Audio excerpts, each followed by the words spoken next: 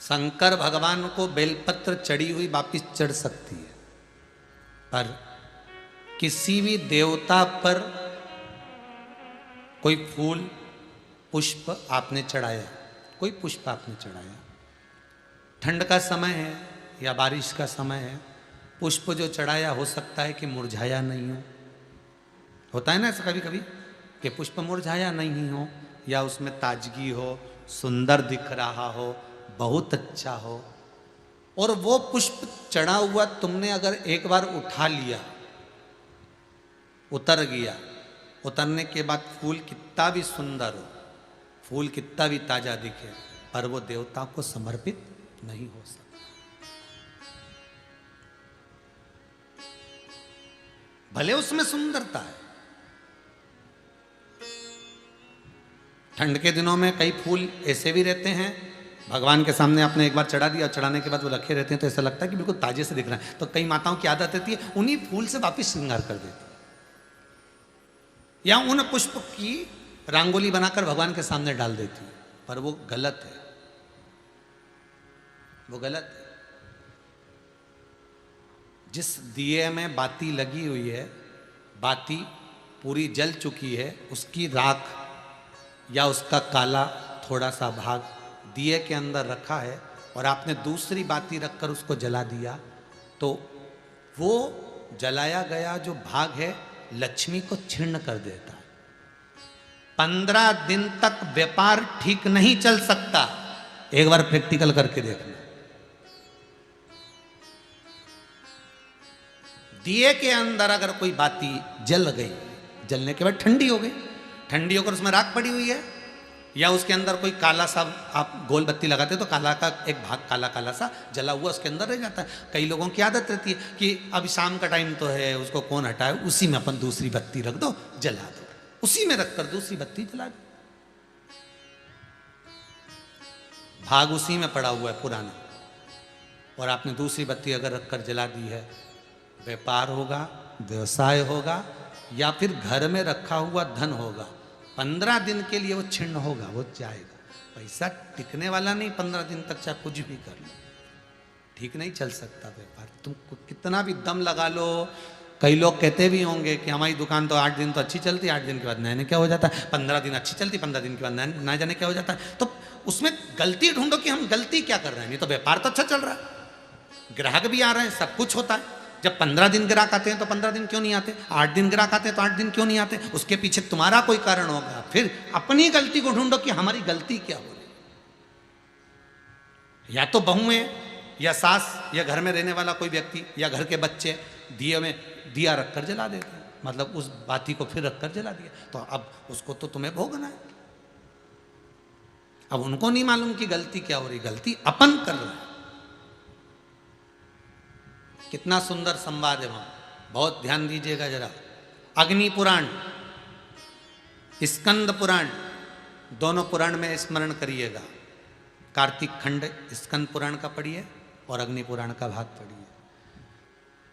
बेलपत्री का पेड़ हो, पीपल का पेड़ हो, बड़ का वृक्ष हो, चाहे आंवले का वृक्ष हो, चाहे घर मंदिर से बाहर जाकर, अर्थात घर से बाहर जाकर, मंदिर से बाहर जाकर खुले में अगर आप कोई दिया जला रहे हो, दीप प्रकट कर रहे हो, तो उसमें इतना घी, इतना तेल मत डालकर जलाना कि दिया ठंडा हो जाए और तेल और घी उसमें पड़ा की पड़ा रह जाए। ध्यान दीजिएगा महाराज।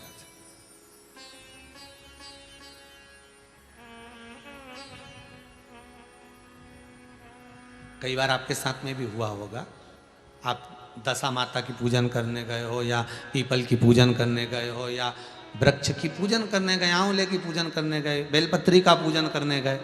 तुमने तो दिए में घी डाल लिया ज़्यादा, बत्ती भी लगा दी तुमने, और इस भाव से लगाई कि जलेगा थोड़ी देर तक, और मालूम पड़े तुम्हारी पूजन हुई, हवा का वेग आया, दिया ठंडा हो गया और उसमें घी पड़ा रह गया, उसमें तेल पड़ा रह गया।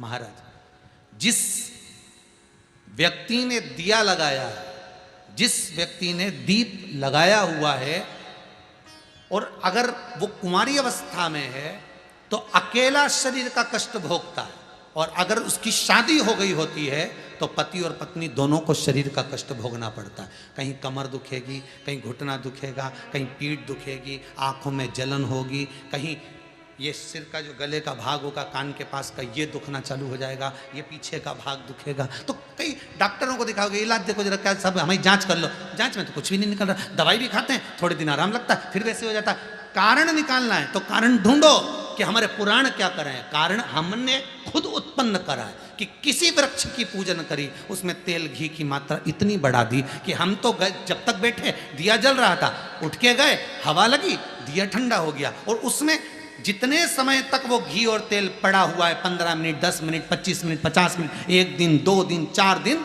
तो वो बार बार पलट पलट कर वो स्वास्थ्य को खराब करेगा ही, चाहे कुछ भी कर लो, कितनी भी जांच करो।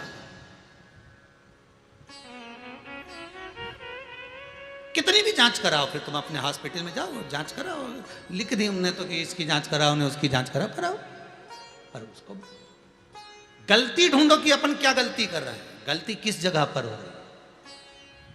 आप आए नहीं और सुबह हो गई, मेरी पूजा की थाली धरी की धरी, क्यों नहीं आए, किस लिए? इसलिए नियम है, मंदिर के अंदर जो दिया लगता है वो भरा हुआ लगता है। कैसा लगता है? भरा हुआ लगाइए, क्योंकि उसमें हवा नहीं लगेगी, वो पूरा जलेगा। जितनी देर तक जलेगा उतनी देर तक सुख समृद्धि शांति देता है। बाहर जो दिया लगाया जाता है, बत्ती को केवल भिंगो कर रखिए, या आप जितनी देर परिक्रमा कर रहे हैं, पूजन कर रहे हैं, उतनी देर घी की कटोरी साथ लेकर जाओ, उतना सा घी डाल दो जितनी जरूरत पड़े। पर तुम तो इतने समझदार कि पहले से घर में से दिया भर के चलो, तुम तो इतने समझदार कि घर से दिया भर के चलो, नहीं कटोरी में कौन ले जाए, सास के काय को ले जा रही है कटोरी में भर के, रहने दे, दिया भर ले एक बार का, लगा देंगे, लग देंगे, चलेगा जब तक चलेगा, अपन आ भी जाएंगे तो चलते रहेगा। जलते क्या रहेगा, हवा का वेग आएगा, बुझा देगा, ठंडा कर देगा, ठंडा कराओ, घी पड़ा रहेगा, तुम्हें कष्ट प्रदान करेगा, तुम्हें रोग प्रदान करेगा, दुख।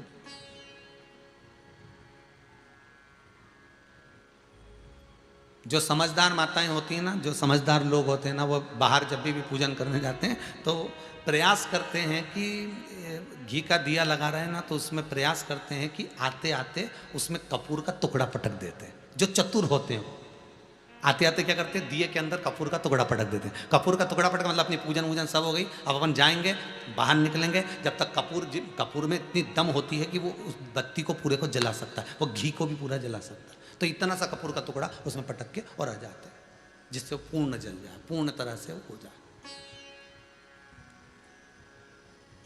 उसकी पूर्णता है। शिव जी कह रहे हैं ये पुत्र मेरा नहीं है, तुम इसको समुद्र में डाल दो। नहीं, समुद्र में नहीं डाल सकती, मैंने इसको गोदी में लिया, मेरा पुत्र है, इसको मैं रखूंगा। शंकर भगवान ने समझाया, पार्वती नहीं मानी, बहुत समझाया, नहीं। आखिरी में पार्वती ने समुद्र में फेंक दिया, हिरण्याक्ष ने उसको झेल लिया, पालन करा, उसका नाम अंधकासुर। हिरण्याक्ष को वराह भगवान ने मार दिया, अकेला पड़ गया। तब करा, साधना करी अंधकासुर ने, ब्रह्मा जी से वर मांगा कि मुझे वर दीजिए कि मेरे प्राण ना छूटे। ब्रह्मा जी ने कहा ऐसा हो नहीं सकता कि प्राण ना छूटे, जन्मे हो तो मरना तो पड़ेगा, संसार की रीत है, आए हो तो जाओगे, बस इतना है कि जितनी जिंदगी को अच्छे से जी सकते हो जी लो, मरना तो है, आया हो तो जाना ही पड़ेगा। अपने जीवन को खुश होकर जी लो, अपने जीवन।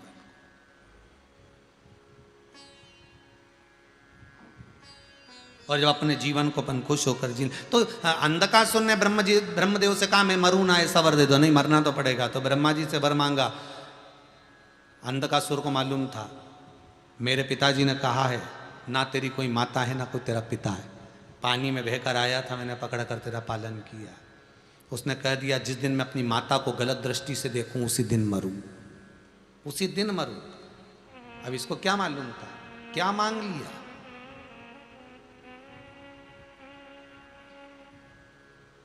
मांगने का भी तरीका होता है भगवान से कि हम क्या मांग रहे हैं। एक व्यक्ति, दो व्यक्ति थे, दो मित्र, दोनों भगवान शंकर के पास गए, भोलेनाथ जी कृपा कर दो। शंकर जी ने कहा मांगो क्या चाहिए। एक बोला प्रभु ऐसी कृपा करना लोग मुझे दे दे दे दे दे ही दे, मैं किसी को कुछ ना दूं, ऐसी कृपा करना। दूसरा बोला मांग तुझे क्या चाहिए। शंकर जी से वो बोला प्रभु ऐसी कृपा करना कि मेरे हाथ से खूब दान पुण्य संकीर्तन पुण्य होता रहे, शिव महापुराण की कथा होती रहे, मैं खूब दोनों हाथों से लुटाता रहूं, कम ना हो, खूब लुटाऊं पर कम ना पड़े। शंकर जी ने कहा तथास्तु।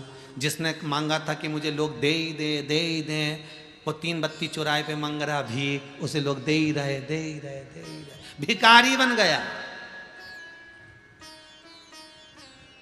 और जिसने कहा था मैं दोनों हाथों से लुटाऊं, वो भगत बन गया। भगवान दे भी रहा है, वो लुटा भी रहा है, उसकी कृपा। मैं मरूं ना तो क्या, मरना तो पड़ेगा, मृत्यु निश्चित है, जाना तो पड़ेगा,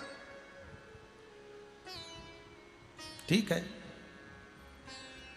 माता को गलत दृष्टि से देखूं तब मरूं, ठीक है।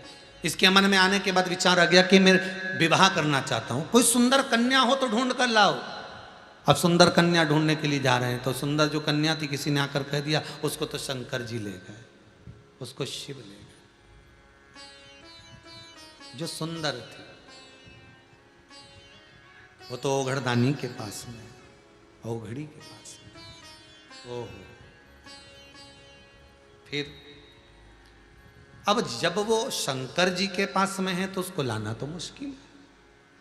अंधकासुर ने कहा कि मैं इतना सुंदर और शंकर क्या लागे मेरे आगे, तो चलो मैं चलता हूं। जो गए माता जगत जननी जगदम्बा पार्वती के सम्मुख में, जो पहुंचे माँ आद्य शक्ति, माँ दुर्गा भवानी, माँ जगत जननी का जो प्रतिबिंब, जो स्वरूप देखा, अंधकासुर को लगा कितनी सुंदर है, पर जान नहीं पाया कि यही तेरी जननी है, यही माता है, इसने तुझे लाड लड़ाया है, स्नेह करा है, प्रेम करा है पुत्र की तरह, यही तेरी माता है।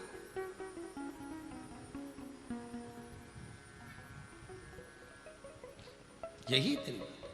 क्रोध, आवाज लगाकर बोला अरे ओ सुंदरी, मैं तुम्हें अपना बनाना चाहता हूं। माता को क्रोध आ गया पर कर कुछ नहीं सकती, रोती है मां। जब गुस्से में आती है तो रोती है, इससे ज्यादा कुछ नहीं, केवल रोती।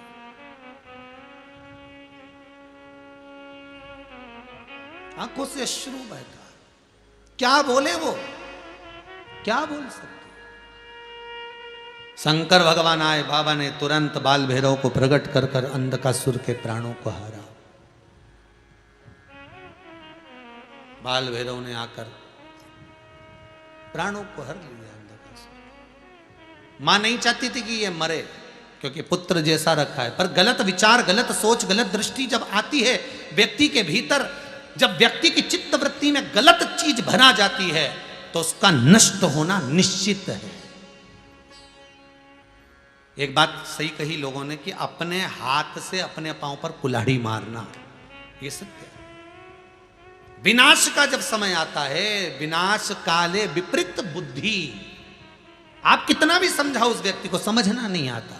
वो हमेशा यही विचार में रहता है कि उसकी अभिमत्ता, उसका अहंकार, उसका काम, उसका लोभ, उसकी तृष्णा, उसकी आसक्ति, उसकी वासना उसको निभने नहीं देते, समाप्त कर देते, समाप्त कर देते। और अंधकासुर के साथ वही हुआ, चले गया, मां रोती बिलखती रही।